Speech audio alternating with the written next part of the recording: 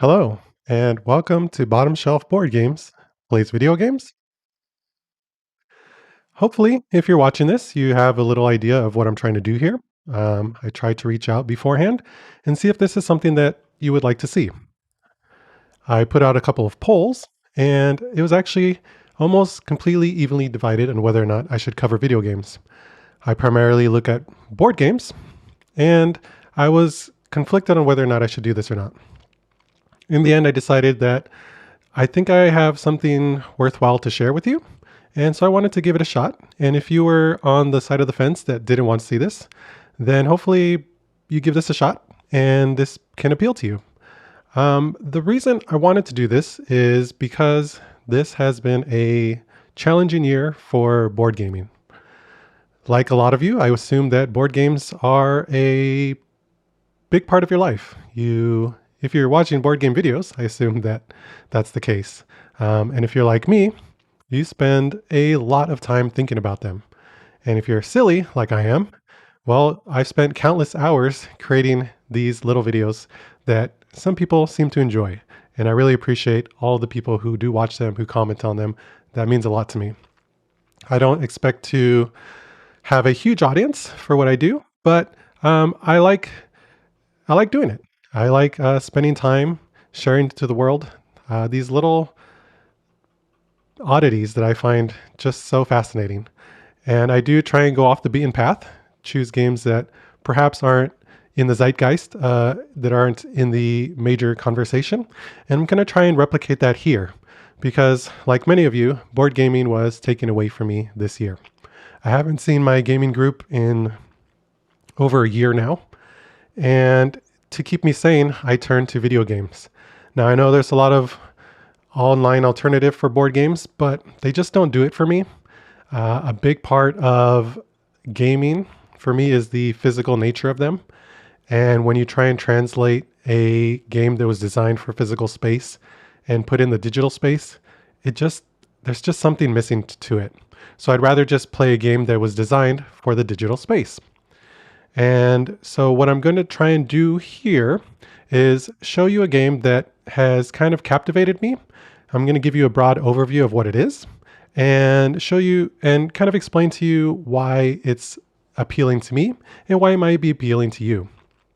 I won't do this live streaming here on YouTube too often. Instead, what I'll be doing is over on my Twitch stream, I'll just be checking out games that might be of interest. And if something really captivates me, I will bring it on over here and give you a quick rundown. And if you want to see me continue playing it, you can follow me over on Twitch. But Twitch is kind of overwhelming for me. So I'm still trying to learn it. All of this is new to me.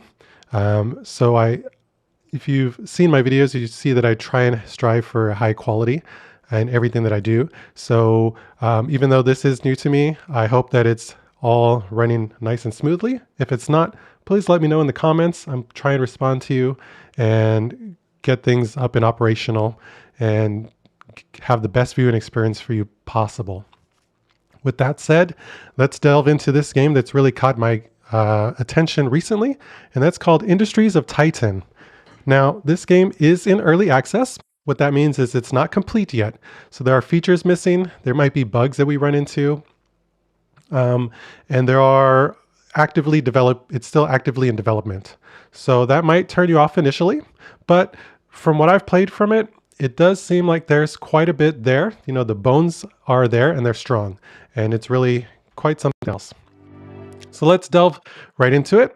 So like I said, this is Industries of Titan, and the goal is to colonize and terraform, well, not so much terraform, just create a bustling civilization on the Saturn moon of Titan.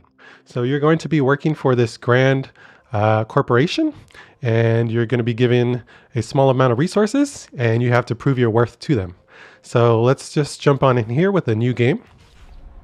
There are 3 modes to the game. There's the standard mode, the survival, and Zen. So with the standard, this is just kind of the basic way that it's meant to be played. Survival mode adds an ever-increasing wave of enemies, and you will eventually succumb. There's no end game to this. It's just seeing how far can you survive. And if the idea of being attacked or enemies just doesn't vibe with you, then you can play the Zen mode, where you can play at your leisure, just kind of building with playing with the buildings that are available to you, and just relax, have a nice relaxing time. I'm going to jump into the standard mode. I found even in the standard mode, at the standard difficulty, the pressures of the enemies are not that overwhelming. So even I wouldn't be too afraid of that if that's your concern. So if we jump into the next menu, we can choose our faction. As of now, there's simply one faction. There's the Landfallers, and you can see that they're planning to add other factions, but they're just not in the game yet. I would imagine that the different factions would have different starting conditions, perhaps even faction abilities, maybe even detriments to their to whatever they can do. But for now, there's just the Landfallers, so let's stick with them. Not that we have a choice. Next, we can choose our starting location. Now, our starting location also has different types of resources available to us, as well as different varying levels of enemies. So we can go high risk, high reward, or be a pioneer. We're just going to start with the standard and confirm there. We're going to disable tutorials because I'm going to act as your tutorial. So let's jump on in, and we can be greeted with this nice little animation. So one of the things that really captivated me about this game, and captivates me with all games, is their visuals. Even in the board game space, I'm really captivated by visuals. You know, a whole game can't be carried by them, but it does add to the experience. And I really enjoyed the art style to this game. You know, it's got that cyberpunk, off-world, neon lighting, dark, moody atmosphere to it. And as we get into the actual game, we can see all the animations really bring it to life.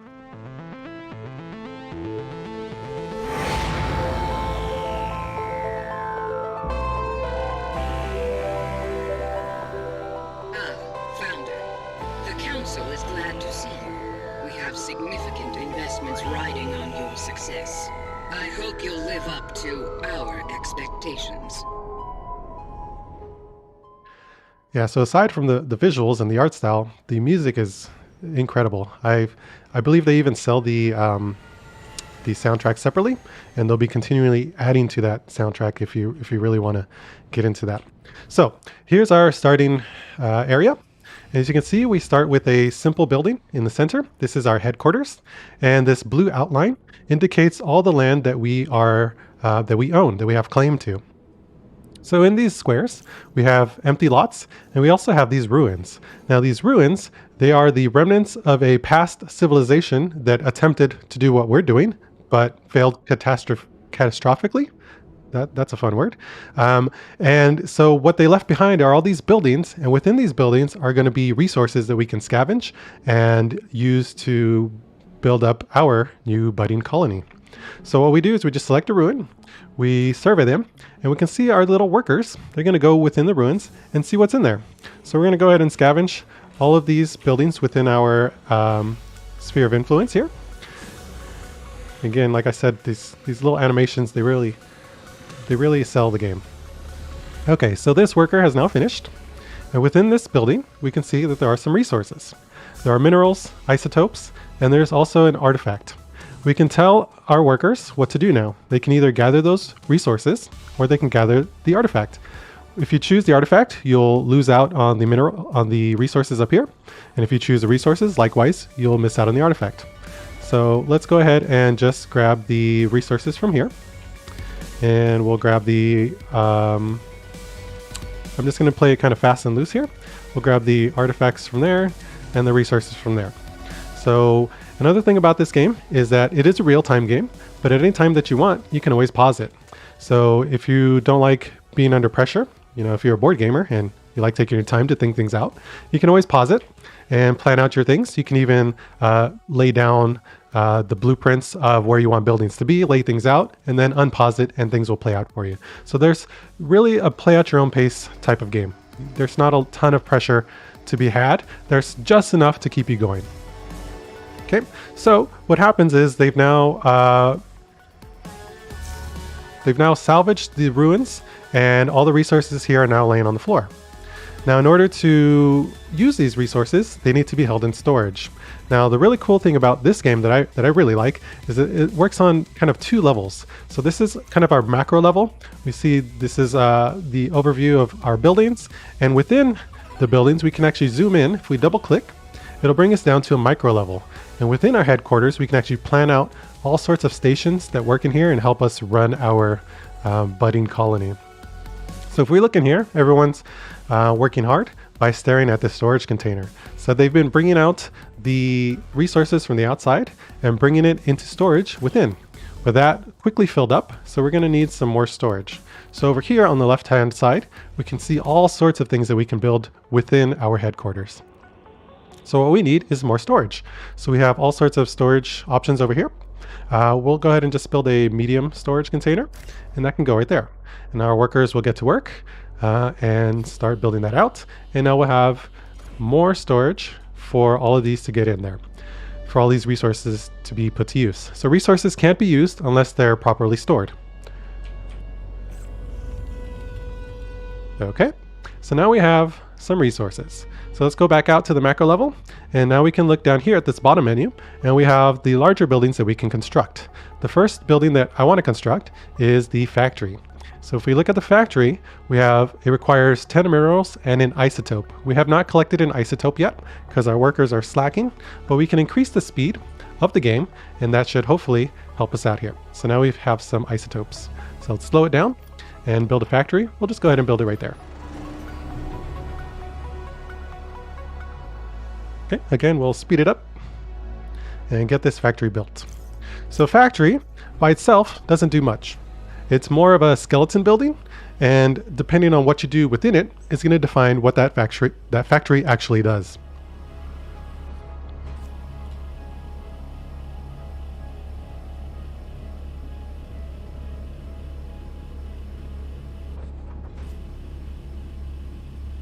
Okay, so again, you can kind of see the animations at play here.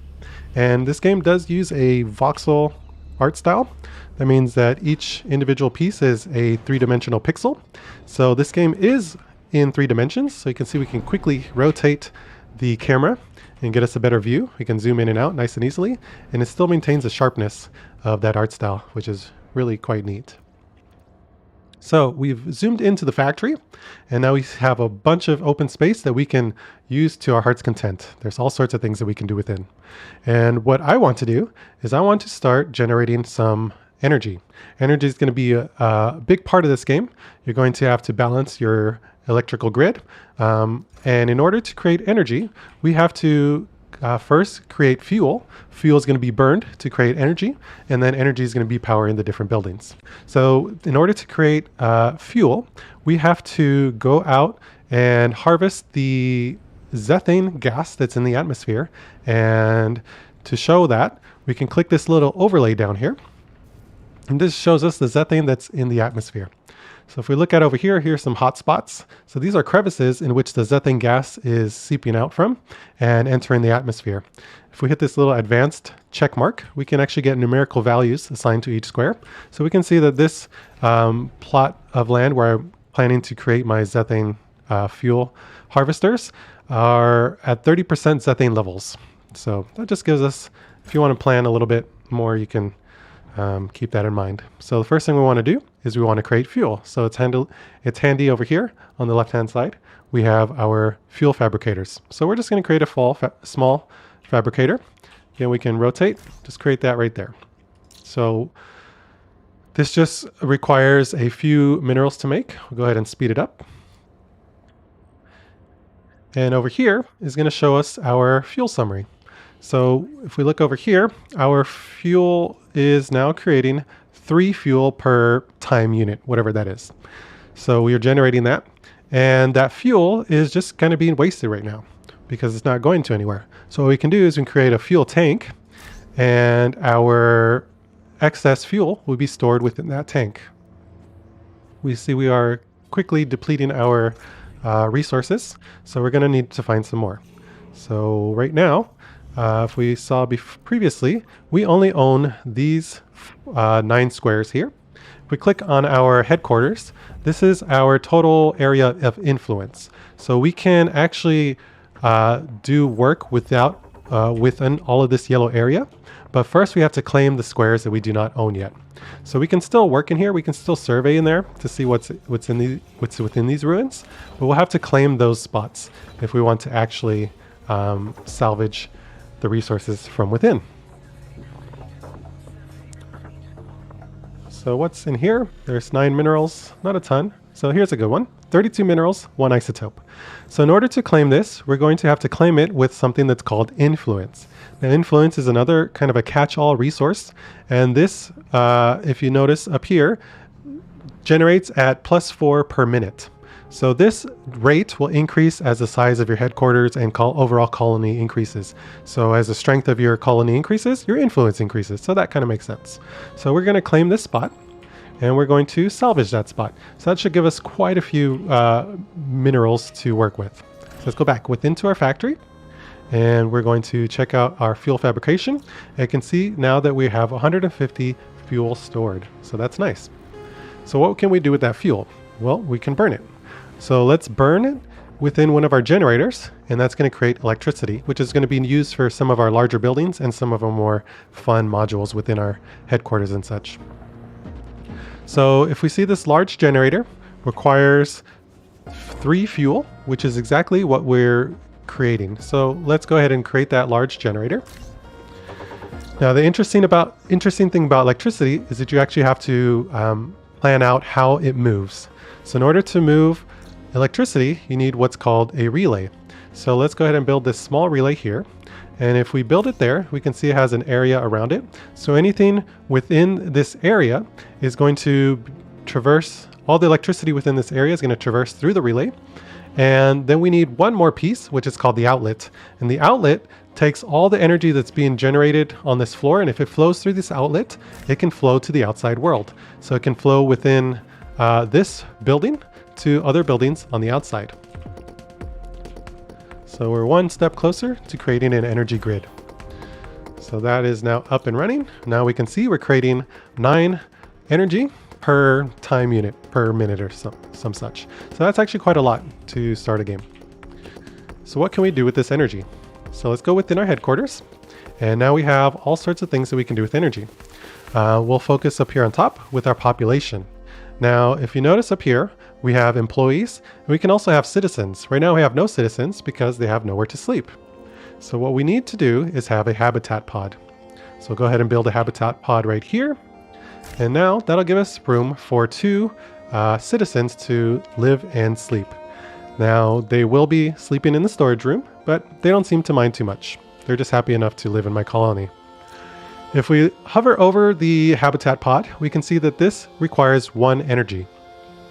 So right now, remember previously we needed relays to get energy to the different modules. So we'll go ahead and build a relay and we'll make sure that it's within range of our habitat pod. Go ahead and just put it right here. And in order to get energy from the outside world, we're going to need another one of the industrial outlets. So if we put that here, this will connect this floor to the outside grid. And then from the outside grid, the energy flows to this relay, and then it'll flow to this habitat pod. But we're still 1 piece away, and we're going to need some more resources, some more minerals. So let's go ahead and just claim that salvage. We could probably do this smarter, but I'm just going to power through this. Let's go ahead and claim that. Let's get the artifacts from there. Claim this, get some more resources. So I'm just very quickly gathering things. Okay, so we've built the outlet, we've built the relay, and we've built the habitat pod. So why does it not have electricity? The reason is because we need a larger, essentially what's a relay on the outside world. So we need to get energy to flow from here to a relay back into this through the outlet. So that is called a energy pylon. So if we build the energy pylon here, now energy can flow through the larger buildings to other buildings through this pylon. So it's kind of working. So same thing we're doing here on the micro scale, we're doing here on the macro scale. So that's kind of that 2 levels that I was talking about earlier that we have to worry about. So let's speed it up here. And this is the size of our energy grid. So anything that requires energy, if we build it within this grid, will get energy as long as it has connection through that industrial outlet. So once this is built up, we can go inside to our headquarters and see that our habitat pod is up and operational. Okay, let's jump back in. So there we go. So now it's up and running. But the UI in this game is actually pretty well done. There's always, whenever something's not functioning correctly, it's going to give you a little pop-up. So this says it's disabled because there's no citizens. So we need to get citizens into this pod. So before we had no room for citizens. Now we have 2 beds for citizens. So how do we get citizens? So if we zoom back out, there are 2 large buildings that we do not own. These are owned by the overall corporation that we're working for. So there's the council, and then there's the spaceport. We want to go into the spaceport. So in order to activate the spaceport, we need to turn in 2 red artifacts. Those were some of the things that we're finding in the ruins. And we can see up here, we have 6 of those artifacts. Let's go ahead and unlock that. Now we can see all of the ships that are orbiting this moon, and we can use our influence to hail some of those ships. And when they land, we can claim whatever's on the ships. And hopefully, what's on the ships are some citizens. So right now, they're still orbiting. They're not within range for us to hail. So we kind of have to wait a little bit. So let's wait just a few seconds to see if perhaps there might be some citizens waiting on this ship. Nothing there, but we could, if we spend 4 of our influence, get 3 minerals and 1 isotope. Let's go ahead and do that, just because we always need resources. So there is a bit of a waiting game. You don't always have to just sit here waiting. You can just check in periodically while you continue building out your space over here. So here's a ship. It has 6 citizens, but we cannot claim that because we don't have 6 beds for them to sleep on. We're not that cruel, just slightly. So we'll come back in just a little bit to that spaceport. Okay, so we are creating 8 energy per time unit. So just like we're doing with the fuel, we want to make sure that we have a bit of a buffer by storing some of that. So we're going to create a battery. A battery over here. This can hold up to 400 excess energy. So that's quite a bit. We'll go ahead and put that right here. And so they'll go ahead and build that battery, and we'll have storing all that excess energy that we're just otherwise losing. So let's go ahead and survey this spot, just gather some more resources. As we wait for, and here's a quick shortcut to the off-world migrations, the spaceport. So nothing yet. Let's go ahead and build another spaceport or space pod for my people to live. So at least we can have more room for other citizens to jump on in. So once they complete this, then we'll have room for up to 4 citizens. And we'll need some citizens to show off the next part of the game. Let's go ahead and speed the game up. Let's go ahead and claim this, grab the resources, claim this, grab those resources. And let's check our spaceport once again. Nothing yet. I had it all planned out where I would have some citizens, but things never go according to plan when you're live, right? Okay. The next thing we can worry about is waste. So if we look over here we have all of our resources that we have. We have credits, we have minerals, we have isotopes, we also have waste. So if we notice these crates over here, we can't actually use them because we have leftover waste. So waste, you need to take care of it. If you ever played the deck building game Trains, it's very analogous to that. Waste just kind of gets in your way, clogs things up, slows you down, but you have to manage it and work around it. So one way that we can work around it is by building special storage specifically for waste. So these waste receptacles. So we're going to go ahead and build some waste receptacles here, and that'll prompt our workers to go out, gather this waste, and put it into those receptacles. And later, that's going to be quite an issue and something that we're going to need to take care of. And let's go ahead and take care of it now while we're waiting. So the next thing we're going to do is we're going to have to create a smokestack that'll burn our waste and slowly deplete it. Otherwise, it'll just stack up indefinitely, and it can actually, I believe it can actually shut down buildings if it becomes overrun with waste. And that becomes a big problem once you start getting citizens. So here we can pay 4 influence to get 2 citizens. We'll do that. Citizens actually create a bunch of waste on their own. So we need to make sure that we are prepared for that. So we will research this mine. Cost us 100 credits, which is what we had. And we'll go ahead and build it. It has to be on the energy grid. We'll go ahead and build it out here. And there's a reason I'm building it a little bit farther away, because it does create pollution. And so pollution is another thing that you'll have to consider.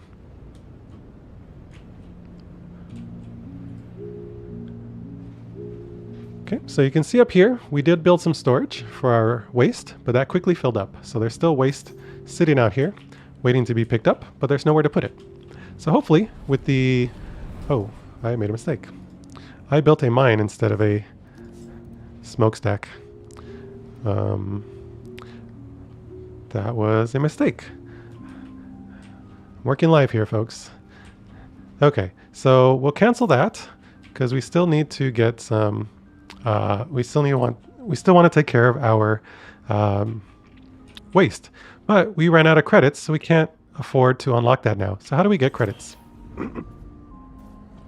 What we can do is we can build a monetization station.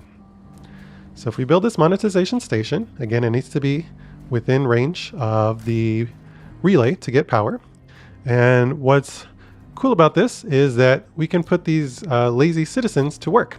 So whenever they're just laying about, they can go into the monetization stations. What they do is they go in here and they watch ads for you, and those ads will generate money. So another thing that I really like about this game is that there's this undercurrent of satire that it doesn't beat you over the head with it, but it is there, and I find it quite clever and pretty funny. So, you know, this guy is just going to sit there and watch ads, and slowly you're going to be generating credits. So you can see he's earning a slow trickle of credits. So that's one big reason you want to have citizens, because they're going to be generating your money for you. So let's see if we can't get any more citizens. Nothing yet. So we still have one lazy citizen there.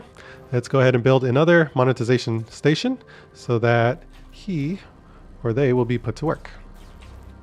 Let's go ahead and put them right there. That should work. So now both of them can watch ads to their heart's content. Okay, let's turn up the speed and hopefully we'll start slowly generating credits. In the meantime, we'll go ahead and show off the kind of the larger logistics and resource gathering part of the game. And this seems to me where things are really going to ramp up and really explode. I have played about 10 hours or so of this game, and I felt like I've still just barely scratched the surface, and they're still adding more. So that's why I really wanted to show it off, because it's something that I'm really captured my attention. So let's just go ahead and claim this spot, and we're going to go ahead and build this mine here. Oh, I do not have enough isotopes. So there's an isotope there, but our storage is full.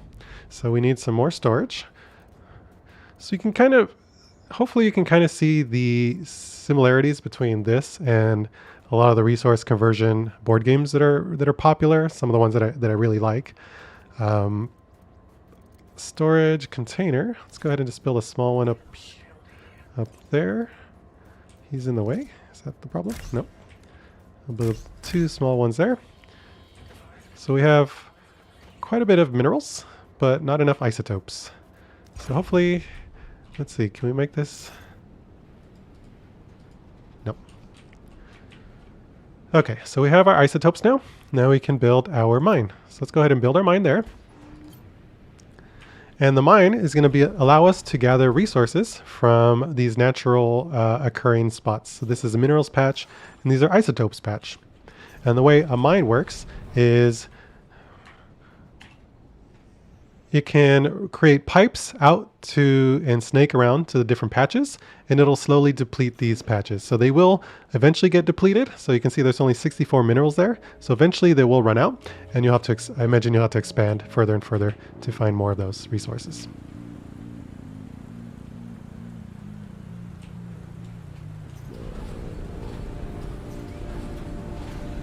Okay, so as that's being constructed, we have now enough credits through the power of ads, And we can now research the smokestack. So let's go ahead and unlock that. And let's put the smokestack right there.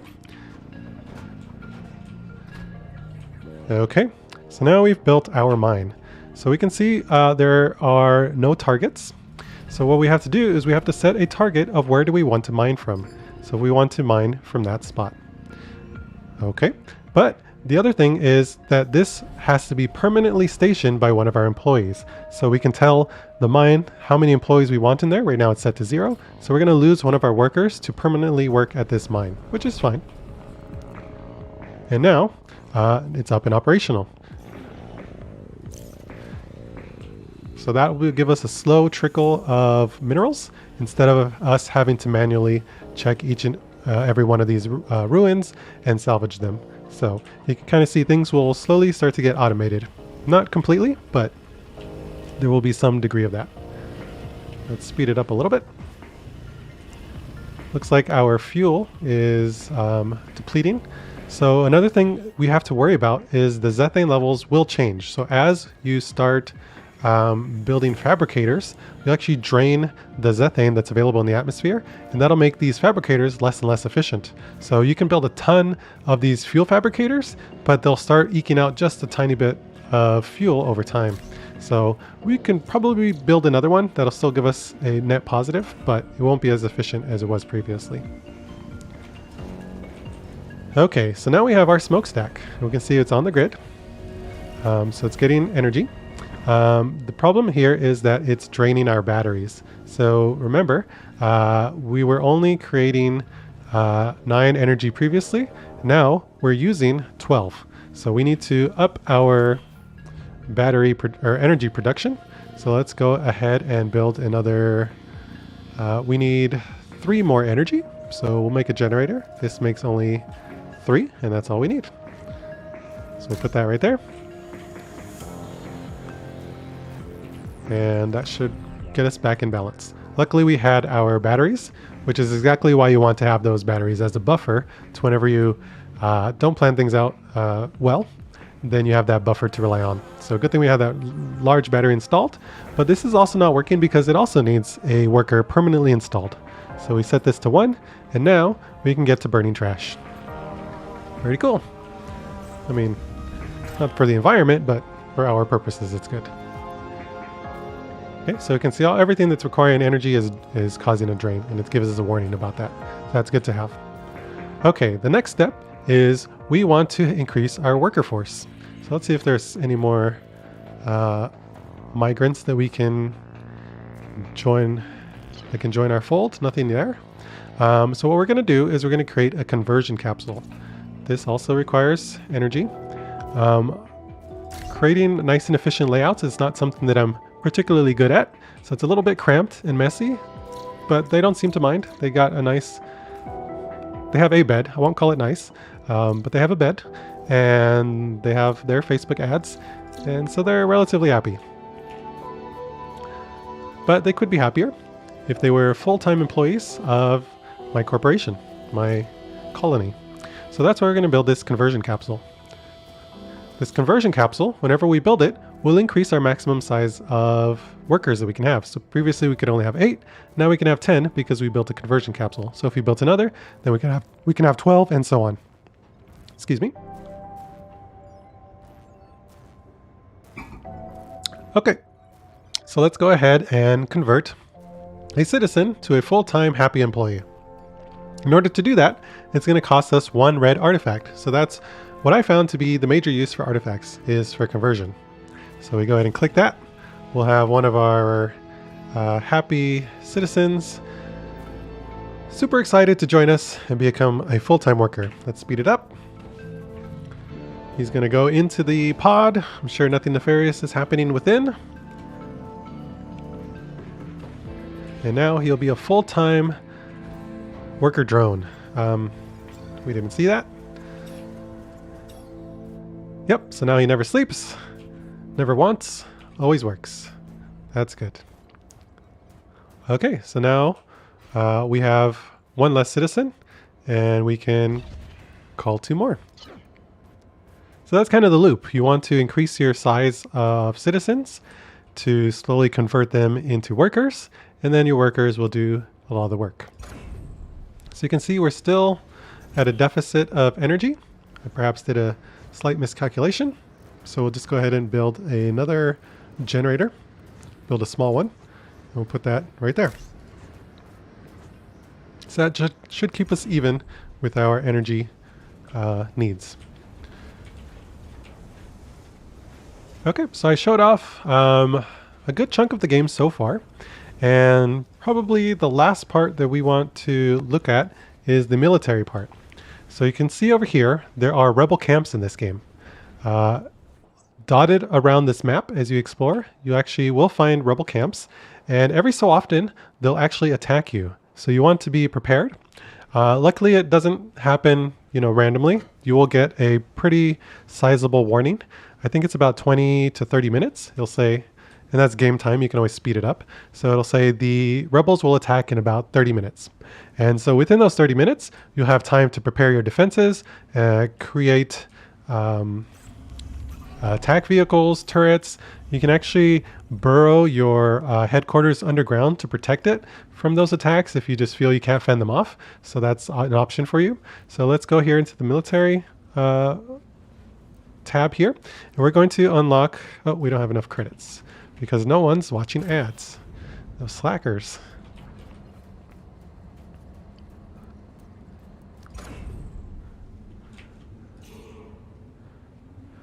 Okay, let's claim this, salvage, claim and salvage. Let's just gather some resources while we wait a few moments.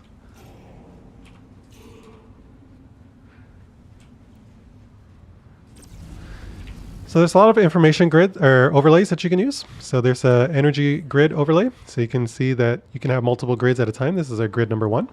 The next thing I wanted to show off is actually, so we have our factory over here, and we can see what we can do is there's this upgrade button over here. Now this is not the best time to do it, but just for demonstration purposes, I'm going to upgrade it. So isotopes, it cost me 2 isotopes, and that seems to be the main purpose of isotopes in the game, is for these upgrades. So once you upgrade it, it's going to make this factory larger. It's going to add, in fact, a whole second floor to this building. Now the downside to upgrading a factory is that it brings everything offline. Everything within it is totally inaccessible. So we can see even our batteries and our storage that we had within there, we just can't access them. So that means this is offline, our smokestack is offline, our habitat pods are offline, nothing has power. So we just have to wait until this is complete. So you do have to keep that in mind every time you do an upgrade, but the upside is now you have a lot more space to work with. So here we can see we're on floor number 1, and you can even rename things to help you remember what's on the floor. So here we can see energy floor, and on the second floor we have a totally blank canvas to do whatever we want here. So if you wanted to do a whole floor of storage, you could do that. If you wanted to do a whole floor of just beds for your citizens to work with, you could do that as well. So I'm not sure the limit on how high these buildings can go, but that hasn't been a limit to me so far. As you can see, even the building on the outside, it kind of reflects that. So the art style really works well with that. Okay, so we have enough credits now. Now we can research the defense turret. And the defense turret, as you can see, has quite a large energy cost. It costs us 12 energy, whereas right now we only have an excess of 2 energy production. But we're going to go ahead and build it just to see what it looks like. But of course we don't have enough isotopes, so we need to search for some isotopes. Oh, actually what we can do is we can go to the council hall, and of course we don't have enough credits. These ads, this ad rate is not doing justice to what I need. So we can set this target actually over here to the isotopes patch, since we're low on isotopes, and then they'll start collecting those isotopes instead. But our storage is full, so let's go ahead and build some more storage. We're running out of space here.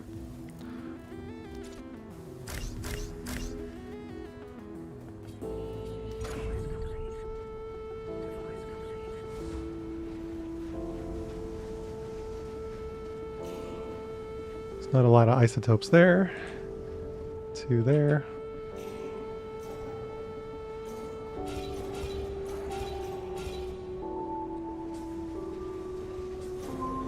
Okay, so here's a good number of isotopes, so we'll claim that spot and salvage it. And now we should have enough isotopes to build this defense turret. So if we build this defense turret here, it's going to be a huge drain on our power grid, but just for demonstration purposes, we're going to build it and see it up and operational. So this is one of your main defenses. See, it has a red zone around it, and as enemies go within this zone, it'll fire upon them, and so anything within here seems to be pretty well protected, at least for the first waves. I haven't met any enemies that will overwhelm a defense turret yet, but I imagine that could happen. And these are very pricey, so perhaps it's not efficient or reasonable to have these completely covering your settlement. Along with the defense turret, there's also a shipyard. A shipyard will actually let you build ships, and you can actually customize them and do all sorts of stuff and send them out, and probably that's how you're going to create a rebel camp. I have not defeated one yet, but I assume that's going to be a part of the game. Again, if that's not appealing to you, you can always play in the Zen mode and not have to worry about these rebels at all. Okay, so now we have enough credits. We can unlock this council.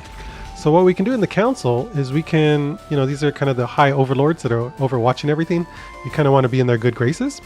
What you can do is you can exert some of your influence with them, and in exchange, they will give you whatever you ask of them. So if, in case I needed a quick influx of minerals, I can turn in 10 influence and get 5 minerals.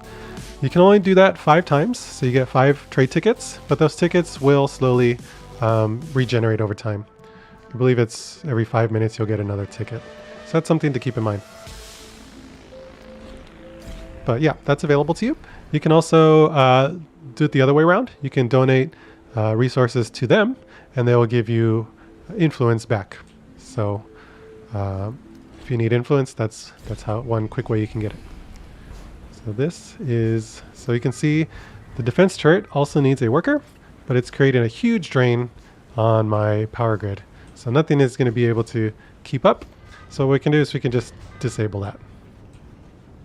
Well, now it's not draining energy, but it's not actively helping me yet.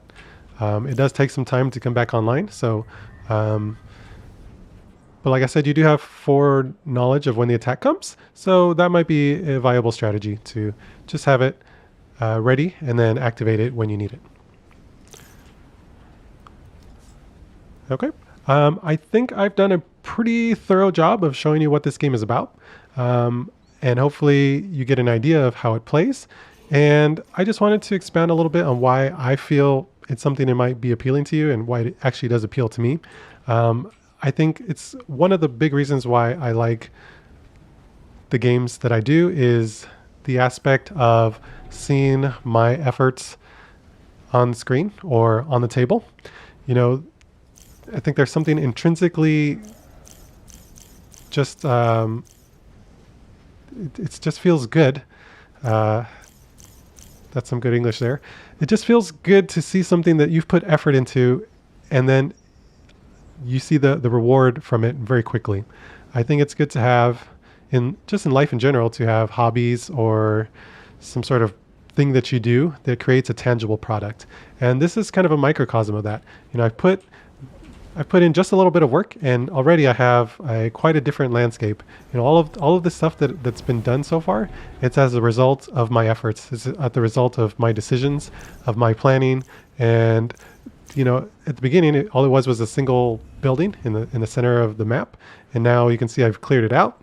I've started building an infrastructure. I've got nice little living quarters in here. All of this is because I wanted it there. And that just really does appeal to me. See, I have some deaths. That's sad, but it happens.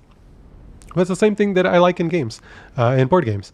When you have this disparate pile of pieces and tiles and cubes, and then by the end of the game, everything's ordered. There's a purpose to all those pieces that you've laid out, and it's all intentional. You've meant to put it there. It might not have been the best plan, but you did it. And that's something that you can hang your hat on. And that's the same feeling that I get from this game. And like I said, it's still in early access, so that might dissuade you from checking it out. But I would, if it does interest you, I do think there's enough here to keep you interested for a long time. And there's always, and then you can look forward to seeing what different options are being put in the game. So you can actually kind of see a little bit of the blueprints that are happening. So here's a conveyor belt. So you can imagine that that'll help you move resources quickly, but that's locked off. It's not put in the game yet. There's a refiner, so you can refine minerals into more potent minerals, but again, not in the game yet. You can centrifuge for your isotopes, again, probably creating more potent isotopes, and then just a purifier, so you can get rid of waste somehow. So all these things are in the game. There's an element of logistics. So if you like that in games, there are logistics buildings. So you can create roads, hubs, and storage facilities. So that will help you manage resources as you start spreading out further and further. So as you imagine, right now, all my little workers, they're gathering resources from here and bringing it all the way back to whatever that needs to be. But as you start expanding way out here, you wouldn't want your workers spending all that time walking over there. So you can build a road, build hubs, and really get your logistical roads and boats gears turning there. So yeah, like I said, I hope this was enjoyable for you. Please, if you have any comments, please leave them below. See if that's something that you might want to see more of. I'm going to be playing this game and some other strategy games over on the Twitch channel. So you can go ahead and follow me there if that's something that you'd also be interested in. And like I said, I'm going to try and cater the games that I'm showing off here to something I think would appeal to a board gamer. It's not going to be a lot of the over-the-top Twitch shooters, things like that. And they're going to be probably not games that are in the zeitgeist, maybe overlooked games, sometimes maybe even older games, things that I feel that are overlooked but are well worth your look, well worth a shot, and well worth your attention. And so, like I said, I hope this was enjoyable to you. Have a great day, and really, really thanks a lot. Stay safe. Have a happy new year.